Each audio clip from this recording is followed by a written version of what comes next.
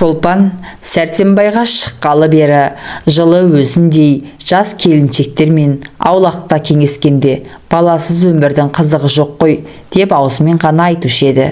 Мал орнына сатылып, жаны сүймеген жанға жар болатын қазақтың сансыз қыздарының ішінен әлде қалай өзінің сүйгеніне тиген Шолпан шынында бастапқы жылы бала керек қылмады. Ақ отаудың ішінде оңаша жатса да, яки күйеуін құшақтап жатса да, ол ылғи ішінен жасаған-ау, бала бере көрме деп тілейтін. Балалы болсам, әдемі өмірім бұзыладау деп ойлайтын еді Шолпан. Бала туса, күйеуімен екеуінің ортасында бір тікеней көсетіндей болушы еді. Қиюласып қосылған екі жанның арасында жат бір үшінші жан түскен соң, екеуінің де жалынды, екпінді махаббаты бүлінер, бәсеңдер, суынар деп қорқушы еді Шолпан. Осындай ойлармен талай түндерде, талай таң мезгілінде Тәңірден бала бере көрме деп тілеп еді. Күншығыстан ақ жібектей таң атып келе жатқан мезгілде өзге адам сәждеге құлап, маңдайын топыраққа былғап, тасқа ұрып, Тәңірден бақытты тұрмыс, өшпес бақыт, кетпес байлық, әсіресе бала сұрайтын кезде Шолпан күрсіне жасағанға бала бере көрме деп жалынып еді. Затында баланы жек көрерінен емес, ерімен екі ортадағы жібектен нәзік махаббат жібі үзілмеу үшін екі жанды бір-біріне қоса білген иманнан да ізгі махаббатқа басқа бір жан келіп тап салмау үшін балалы болмауды тілейтін Шолпан.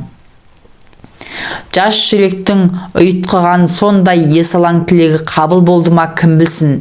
Түскеніне 3 жыл толды. Шолпан құрсақ көтерген жоқ. Құрсақ көтермегеніне Шолпан шын риза еді. Ерімен екі ортадағы махаббат оты күн сайын дүрілдемегенімен бәсеңдей бір қалыпта тұрғаны сол баланың жоқтығынан ғой деп ойлады Шолпан.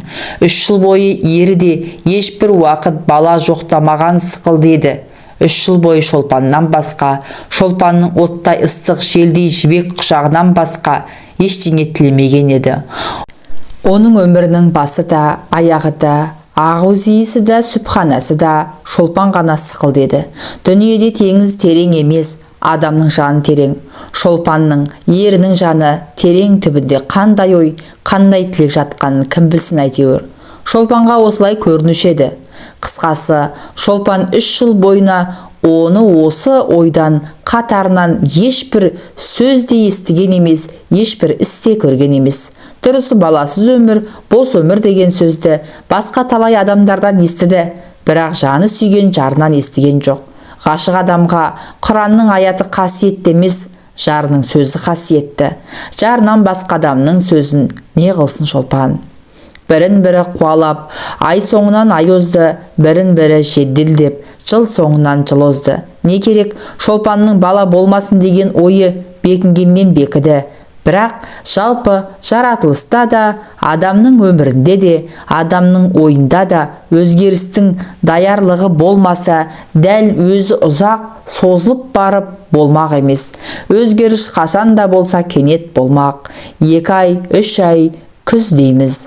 Сонда күздің келгенін адам 2-3 ай бойына сезіп жүрмейді. Бірақ уақытта айталық, бірақ түнде әжімді жүзі жылулық жүздің келгенін сезіп қалады. Шолпанның бала болмасын деген ойы бірақ түнде өзгеріп шықты. Ұршыққа оралған жіптей бас аяғы жоқ қыстың ұзын кешеді. Іңірде мал жайлап болған соң Шолпанның ері әңгімелесіп отыру үшін құрбысы Нұржанның үйіне кеткен.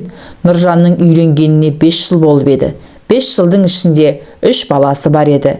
2-еуі ұл, 1-еуі қыз. Шолпанның ері Сәрсенбай Нұржанның үйінде ұзақ отырып қалды. Сәрсенбайды ұзақ отырғызған Нұржанның ұзақ әңгімесі емес, оның 3 баласы еді. Әңгіме дейтін әңгімеде жоқ, тек бәрі 3 баланың қызығына қарасып, мәз-мейрам болысты да отырды. Нұржанның екі ұлы былдырлап өлең айтқан болады, білектерін сыбанып, алақандарына түкіріп, тұшалаңдап, бір-бірімен күресеміз деп ұстаса бергенде, аяқтары бір-біріне шалынып қалып, біреуі жылығады, екіншісі оның үстіне жығылады. Үйде отырған жұрттың бәрі қарқ-қарқ күледі. Балаларды кезек-кезек шақырып алып сүйеді. Нұржанның әкесі немересін шақырып алып, асты-үсті алды-артынан тіпті сүймеген жерін қалдырмайды. Әсіресе Нұржанның кішкене қызының қылығы, тәттілігі балдан да тәтті еді. Сәрсенбай Нұржанның үйінде осы балалардың у-шуымен ұзақ отырып қалды. Жұртпен бірге ол да қарқ-қарқ күлді. Ол да балаларды кезек-кезек сүйді. Нұржанның үйінде Сәрсенбай ұзақ отырып, қайтуға шыққанда, ауылдың бәрі жатып қалған еді. Қайтып үйге кірсе, Шолпан да жатып қалған екен, бірақ ұйықтаған жоқ екен. Шешініп, Шолпанның қасына жатты да, Нұржанның балаларының ісін, олардың тәтті қылықтарын әңгімелеп айта бастады. Өкілемей күрсінбей, біздің баламыз жоғау деген уайымды да айтпай, қайта-қайта күле сөйлейді. Сәрсенбайдың әңгімесінің арасында жай сөздің екпінімен балалы үй базар, баласыз үй қу мазар деген сөз ыбырасау дегенде Шолпанның басында жаңа бір ой жарқ ете түсті. 3 жылдан бері балам болмасын деген тілегінің қате болғанында да есалаң екендігі, бала болмаса екеуінің өмірінің қу мазарға айналатындығы еді. Араларындағы жалынды махаббаттың заманның озуымен бірге бірте-бірте майшамдай еріп сөнетіндігі, құшақтың ыстығы өмір бойы бір қалыпта тұрмайтындығы, екі жүйрік жүректің екпіні баяулаған кезде бір-бірінен жирендірмей, бір-біріне берік болмайтын бала екендігі, баланың ер мен әйелдің арасындағы дәнекер екендігі, міне осы ойлардың бәрі сол сағатта ап-айқын болып Шолпанның көз алдына келді. Сәрсенбай балалардың тәтті қылықтарын күле сөйлеп, ұзақ әңгіме етіп айтты. Төсекте жатып, ол шын ынтасымен қарқ-қарқ күлгенде Шолпан да бірге күлді. Бірақ бұл күлген Шолпанның жаны емес, бет терісі ғана еді. Сәрсенбай манағы мақалды айтқаннан кейін Шолпанның сұңқардай ұшқыр жанын, желдей есалаң жүрегін қара жыландай қап-қара ойлар орап алып, улай бастап еді. Түпсіз терең қара көк толқындардай қап-қара ойлар бірінің артынан бірі келді. 3 жыл бойына созылған есалаң тілек, әр қайсына алыста бұлдырап келе жатқан кәрілік, көзінің оты сөніп, сұп-сұр күлге айналған күздей көңілсіз кәрілік, жанның қанатын қырқатын, жүректің отын сөндіретін кәрілік. Бала болмаса, ол кезде сөніп бара жатқан өмірге кім сәуле берер, кім оны жылытар? Бала болмаса, сол кезде ішіндегі дәні шіріп, кеуіп қалған шөптің қауызындай бос өмірдің кемтігін кім толтырар? Жоғау, әлде қайда алыстағы кәрілікті қоя тұршы, оған өмір не жетер, не жетпес. Сол кәрілік жетпей-ақ, осы күннің өзінде өмір босап қалайын деп тұрған жоқ па? Жаһанда онан күшті нәрсе жоқ деп иман келтірген махаббаттың күші ер мен екеуін бір-біріне берік байлауға 3 жылға ғана жетіп, енді өз-өзінен сөнейін деп тұрған жоқ па? Ессіз Шолпан 3 жыл бойына бала болмасын деп тіледі. Енді сол бала болмағандықтан ертегідей әдемі өмір қу мазарға айналайын деп тұрған жоқ па? Міне, Шолпанның жанында қара көк теңіздей толқындардай ұйтқыған ойлардың қорытындысы осы еді. Сәрсенбай әлде қашан ұйқыға кетті. Бірақ Шолпан ана ойлармен уланып кіркіп қаққысы жоқ. Қыстың ұзын түні шайтанның шашындай ұзағынан ұзады. Шолпанның ойлары да тереңдегеннен тереңдеп, қарайғаннан қарайды. Күншығыстан ағарып, алтын таң атып келе жатқанда Шолпан болар-болмас көбірлеп: «Жасаған-ау, бала бере көр», деп жас балаша өксігін баса алмай, жасағаннан бала сұрап жатыр еді. Осы түннен бұлай қарай Шолпанның бар тілегі бала болды. Жатса да, тұрса да, ояу болса да, ұйықтаса да. «Жасаған-ау, бала бере көр» деген тілекті Шолпанның не аузы, не жүрегі айтушы еді. Бірақ бірін-бірі қуалап, ай соңынан ай озды, тілей тілек озды. Соға-соға жүрек тозды, тілек тозды, жүрек тозды, өмір тозды. Қалай талай түндерде көзден емес жүректен ыстық жас төкті. Сопы болды, ылғи дәрет алып таза жүрді, намаз оқыды. Күн сайын таң сілбіп келе жатқанда ақ тұрып, сәждеге құлады. Тасбиғын санап, Субханалла айтты. Бірақ бала болмады. Шолпанның өзінің сопылық жолға түсу себебі бала екендігін ешкімге айтқан жоқ. Жанынан жақын ері Сәрсенбайға да айтқан жоқ. Сондықтан Шолпанның мына мінезі Сәрсенбайға да, басқаларға да жат, оғаш көрінді. Жақыны да, жаты да күлісті, келемеш қылды. Ой, сен пірәдәр болайын деп жүрсің бе? Деп күлетін болды Сәрсенбай. Ауыл аймақ Шолпанға пірәдәр келін, пірәдәр жеңге, пірәдәр абысынымыз деп ат қойды. Үлкен де, құрбы да, бала-шаға да күлді. Бірақ Шолпан жүрегіндегі жараны ешкімге ашқан жоқ. Ашқанмен олар ұғар ма еді? Тегінде адамның жүрек сырын шеттің ұғуы мүмкін нәрсе емес қой. Терең теңіз емес, адамның жаны терең. Су түбінде жатқан зат жел тоғытса ғана шықпақ, ой түбінде жатқан сыр шер тоғытса ғана шықпақ. Шықса, шер мен сырдың көлеңкесі сәулесі ғана шықпақ. Дүниеде адамнан қиын жұмбақ жоқ. Адам шешу жоқ жұмбақ. Шешуі деп атауға болатын болса, адамның шешуі жалғыз өлім. Осы ойлар Шолпанның жадында тасбиықтай тізілгенде реті болмаса да, оның жаны соқыр сезіммен осы ойларға өзі барып тірелген еді. Шолпанның жүрек жарасын ешкімге сездірмеске тырысуының себебі осы еді. Не керек, жақын жаттың ортасында жалғыз болды. Бітеу жара болды, жалғыз өртенді, жалғыз жылады. Дүниеден безді, сопы болды. Бала сұрады, қалайда бала болмады. Бала, сол бала үшін қандай ессіздік істемеді Шолпан. Ұшаратын молдадан да дұғалып бақты. Аты естілген қожадан шіріткі жаздырып ішті. Көрінген сәлдеге үшкірді. Шиқандай қып-қызыл бетті қожа бесті бұқадай суға қарап, тіпу-тіпу деп үшкіргенде, қожаның қасиетті лебі шетке батырмай тура түгел ішіме барсын деп жүрегі ойнап, жүзі бір қызарып, бір ағарып, бетін қожаның аузына тақап тосып отырушы еді Шолпан.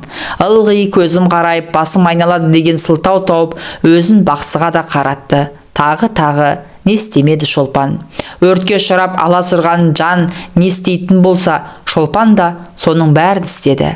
Бірақ бірін-бірі жетелеп, жыл соңынан жыл озды. Баладан белгі болмады. Шолпан тілеуден талмады. Көзінде жас қалмады. Дүниеден безді, пірәдар болды. Әулиеге ат айтты, Қорасанға қой айтты. Жасаған-ау, бала бергі деді. Бірақ тілек іске аспай, аяғы жоқ жыр болды. Көп болсын төгілген көздің жасы жерге сіңді. Тілек тозды, өмір өзді. Шолпан бала көтермеді. Қанша жыланса да, қанша жыласа да, жасаған оған бала бермеді. Кім біледі, Тәңірінің Шолпанға бала бермеуі өзінше дұрыс шығар, өзінше жөн шығар. Бастапқы жылдардағы Шолпанның бала бере көрме деген тілегін қабыл қылып, тозбайтын, қайта түзелмейтін тақтайына жазып қойған шығар. Шолпанның ендігі тілегі болары болып бояуы сіңген, соңғы пайдасыз бос тілек шығар. Ірі саудагерлердің бірі айтар, сауда жоқ дейтін мінезді кім біледі, Тәңірде де бар шығар. Тегінде Тәңірді де саудагерге теңеді Шолпан. Мұндай мінезі болмаса, бұйрығымды бұздың деп, атамыз адамды жұмақтан тырдай жалаңаш айдап шығар ма еді? Топырағыма табандадың деп, әзәзілді ібіліске айналдырар ма еді? Кім біледі? Тәңірі ежелгі осы беделігіне салды мекен.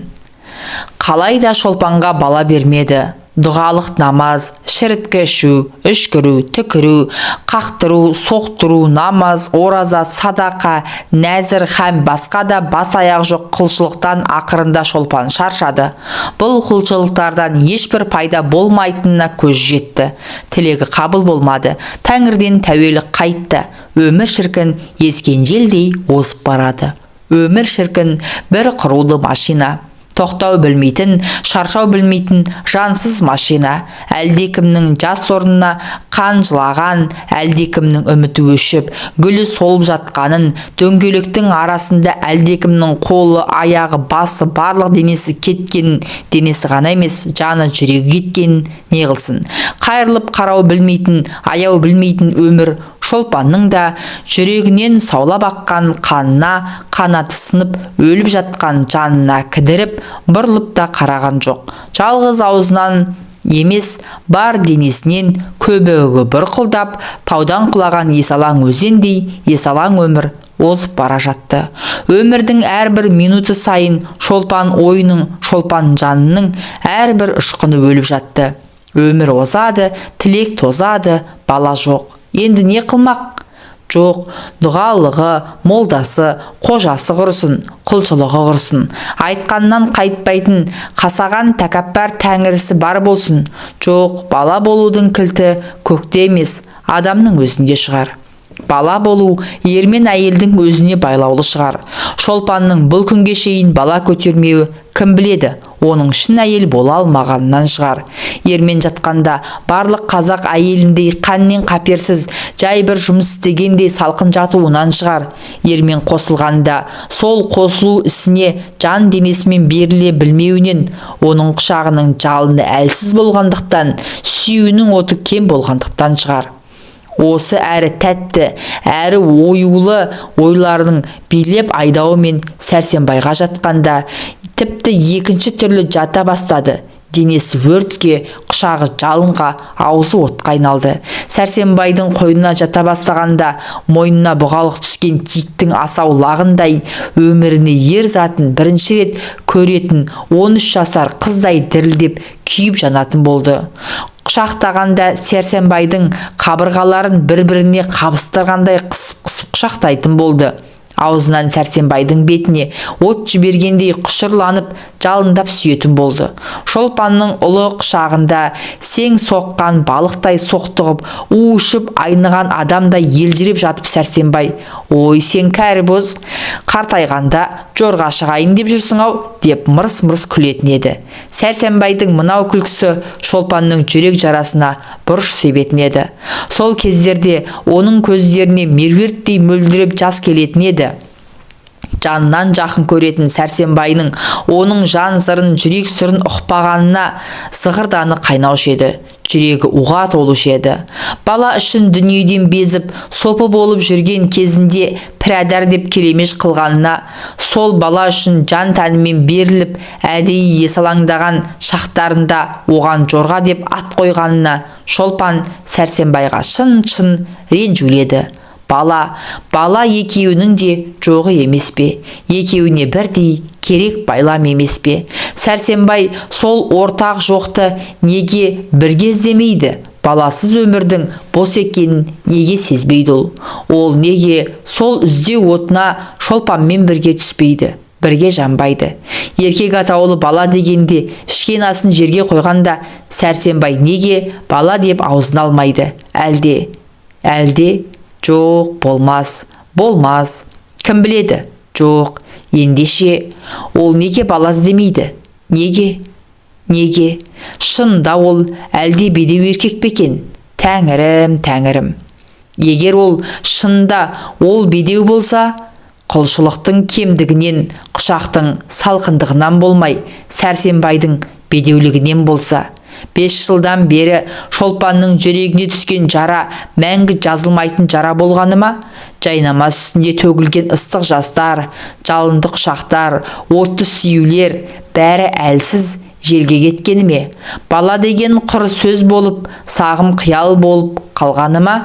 Енді қалған өмірінің жапырағынан айырылған қайыңдай жап-жалаңаш болып озғаны ма? Жалынды махаббатпен қосылған өмір қиюы кеткен екі ағаштай бір-біріне бірте-бірте айырылмақ па? Заулап жанған махаббат бірте-бірте бәсеңдеп, бықсып сөнбекші ме? Махаббат сөнсе, өмірде не қызық қалады? Сөз жоқ, Сәрсенбай бедеу, сондықтан бала жоқ. Бала жоқ болған соң Мен бақытсыз болғанда Сәрсенбай бақытты ма? Оның жүрегі жанбай ма? Өзінің екі өмірді улаушы екенін ойлап, оның жүрегі жанбай ма? Қартайған күнде өмірді жылататын от, бала оған керегі жоқ па? Сөз жоқ. Мен бақытсыз болсам, Сәрсенбай да бақытсыз. Ендеше осы батып бара жатқан өмір кемесін бақыт жағына кім сүйреп шығара алады? Шолпан, жалғыз Шолпан. Бір өмір үшін емес, екі өмір үшін Шолпан осын істеуге міндетті. Шолпан бала табуға міндетті. Теңізден терең, таудан зор күнә қылып болса да, ол бала табуға міндетті. Ізгі тілек үшін істелген күнәні жасаған кеспеш бекен. Кешер. Жоқ, Құданың рахметі мол, ол кешеді. Тәңір кешер-ау, бірақ адам кешер ме? Ұрлық қыл да мал тап, ойнас қыл да бала тап. Осы мақалды шығарған кісіге лағнет жаусын, лағнет. Жасаған-ау, өзің кеше көр, бір өзің. Шолпанның осы күнәлі ойлармен уланып, ыстық жасқа шомылып жатқаны Сәрсенбайға тигеннің 8-ші жылы еді. Май айы, ауыл қыстаудың жанына жылжып қана қонған. Шаршы түсті мезгілі. Кішкене жел бар, маса жоқ есебінде. Көкте ала торғын бұлттар маужырап қалғып, ерініп қана әлде қайда жылжып бара жатыр. Ауада торғын оранып жүрген сықылды. Желде еркеленіп таранып, мойынның ауырғанына қарамай, қиястанып асау құлындар тұр. Олардың жанында құйрығы мен арқасын анда-санда салмақпен сипап тұрған сақа биелер. Құлыным-ау, құр мойның ауырады. Қиястықтан пайда жоқ деп ақыл үйреткен сықылды. Құлынның алды артына түсіп, бұл не болды саған, құлыным деп абыржып, қулықтап, қутыңдап жүр. Қуықтардың бұл мінезін ұнатпай, өй елпеңдеген сорлы сабыр қылсайшы, ешбір бәлесі жоқ дегендей кәрі айғыр құлағын әлсін ғана жым-жым етіп қояды. Қой әлі өрістен келген жоқ. Үйреншікті қарны ашқан қошақандар мәмәлап зарлап жүр. Осы уақытта ақ отаудың алдында күнге жылынған мысықтай керіліп Шолпан отыр еді. Ол бір нәрсе тігіп отырған сықылды. Бірақ шынында да ол тігіп отырған жоқ.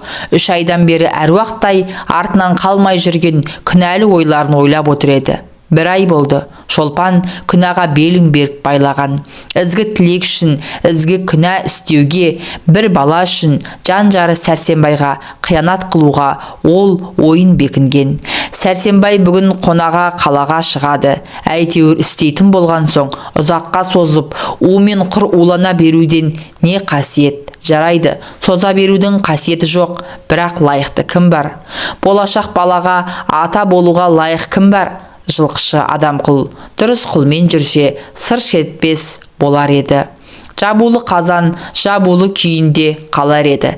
Бірақ адам құлдан қандай бала тумақ? Күңнен күң, құлдан құл тумақ емес пе? Болса, бала құл болмасын, ұл болсын. Бала болса, мүт болсын, мүт болмаса жоқ болсын. Ынжық, жасық құл баланың болғаннан болмағаны игі. Жоқ, адам құлды адыра қалсын. Және ендігім бар, ешкім жоқ. Махаббаттың ақ қанатын кірлетуге тұратын, әсіресе болашақ балаға ата болуға лайықты ешкім жоқ. Шынымен ешкім жоқ па? Шойбай жоқ, Жұмағали жоқ, Әзімбай қалай болар? Текті атаның баласы, өзі жас, дені сау, сымбатты жігіт. Жасы 18-19-дан артық жоқ шығар. Ұзын бойлы, екі жауырынына 2 кісі мінгендей, ылғи күліп қана тұратын қой көзді. Жаңа шығып келе жатқанда қара мұрты, қара жібек сықылды. Ойбай-ау, сол Әзімбайдың өзі 3 жылдан бері Шолпанға жеңге деп күңкілдеп жүрген жоқ па еді? Әлі ысылмаған жас қой.